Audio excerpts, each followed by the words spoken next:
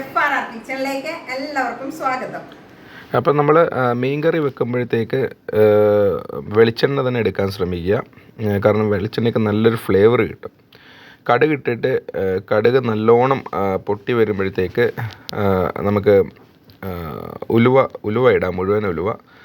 അതും നല്ലോണം ഒന്ന് പൊട്ടി വരുന്ന സമയത്ത് നമ്മൾ ഇഞ്ചി വെളുത്തുള്ളി ജൂലിയൻ കട്ട്, അതായത് നമ്മൾ നേരെ കട്ട് ചെയ്തിട്ടുള്ള കുറച്ച് മാസ് ക്വാണ്ടിറ്റി ആകുമ്പോഴത്തേക്ക് നമുക്ക് ഇഞ്ചി വെളുത്തുള്ളി ഇങ്ങനെ കട്ട് ചെയ്യുന്നതാണ് കുറച്ചുകൂടി ബെറ്റർ നീളത്തിൽ. അത് നല്ലോണം വഴറ്റിയെടുക്കുക. അതിൻ്റെ കൂടെ തന്നെ പച്ചമുളകും കറിവേപ്പിലയും ഇട്ടിട്ട് നല്ലോണം ഒരു നല്ല ഗോൾഡൻ കളർ വരുന്നത് വരെ നമ്മളതൊന്ന് വഴറ്റിയെടുക്കുക. ഇച്ചിരി ക്വാണ്ടിറ്റി കൂടുതലായതുകൊണ്ട് തന്നെ കുറച്ചധികം തന്നെ നമ്മൾ ചുവന്നുള്ളി എടുത്തിട്ടുണ്ട്. അപ്പം ഈ ചുവന്നുള്ളി ഇപ്പോൾ ഏകദേശം ഒരു 3.5-4 കിലോ അടുത്ത് നമുക്ക് മീനുണ്ട്. അല്ലാന്നുണ്ടെങ്കിൽ ഇത്രയും ചുവന്നുള്ളി എടുക്കേണ്ട ആവശ്യമില്ല. വളരെ കുറച്ച് ചുവന്നുള്ളി എടുക്കുക. അത് നല്ലോണം വഴറ്റുക. മാക്സിമം സവാളയൊക്കെ നല്ല ഒരു ഗോൾഡൻ കളർ ആവുന്നത് വരെ. ഇപ്പോൾ നമുക്ക് കണ്ടാൽ അറിയാം, നമുക്ക് ഇഞ്ചിയും വെളുത്തുള്ളിയൊക്കെ നല്ല രീതിയിൽ മിക്സ് ആയിട്ടുണ്ട്. ഒരു നല്ല ട്രാൻസ്പെറൻറ്റും നല്ല ഗോൾഡൻ കളർ പോലെ നമുക്ക് കിട്ടിയിട്ടുണ്ട്.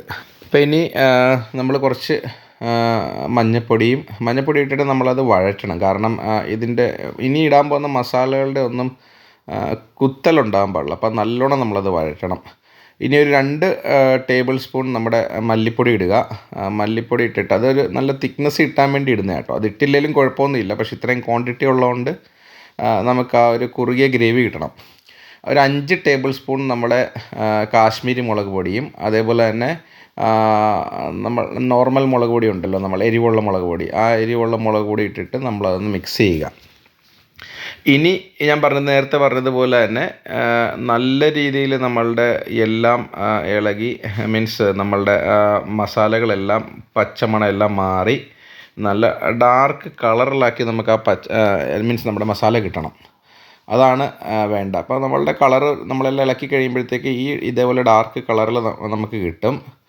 അത് കഴിയുമ്പോഴത്തേക്ക് 2 ടൊമാറ്റോ നമ്മൾ മിക്സിയിലിട്ട് അടിച്ചിട്ട് അതിൻ്റെ പ്യൂരി നമ്മൾ ഇതിലേക്ക് ഒഴിക്കുക. ഇത് നമുക്ക് തിക്നെസ് കിട്ടാൻ വേണ്ടിയാണ് കേട്ടോ. ഗ്രേവിക്ക് നല്ലൊരു തിക്നെസ് കിട്ടും നമ്മളത് ചെയ്ത് കഴിയുമ്പോൾ. പിന്നെ ആ ടൊമാറ്റോ ഗ്രേവിയുടെയും പിന്നെ കുറച്ച് ആ പുളിവെള്ളവും ആ മിക്സിയുടെ ജാറിലിട്ട് ഒഴിച്ചിട്ട് അതൊന്ന് കഴുകി ഒഴിക്കുക. അപ്പോൾ നമ്മുടെ പുളിയും നമ്മൾ കുടംപുളി വെച്ചിട്ടാണ് കേട്ടോ നോർമലി നമ്മുടെ തിരുവല്ല ആ സൈഡിലൊക്കെ ചെയ്യണേ. അപ്പം കുടംപുളിയും അത് കഴിഞ്ഞിട്ട് നമ്മൾ ഇളക്കി കഴിഞ്ഞിട്ട് നമ്മൾ ചൂടുവെള്ളം ഒഴിച്ചിട്ട് നമ്മൾ നല്ലോണം ഒന്ന് മിക്സ് ചെയ്ത് കൊടുക്കുക.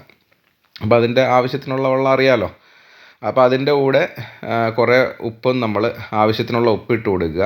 നമ്മൾ വെക്കുന്നത് കാളാഞ്ചിയാണ്. അപ്പോൾ അതുകൊണ്ട് തന്നെ അത് മുങ്ങിക്കിടക്കും പാകത്തിനുള്ള വെള്ളമേ ആകാൻ പാടുള്ളൂ. ഒത്തിരി വെള്ളമായി കഴിഞ്ഞാലും എന്താ പറയുക, കറി ഒത്തിരി നീണ്ടു പോകും.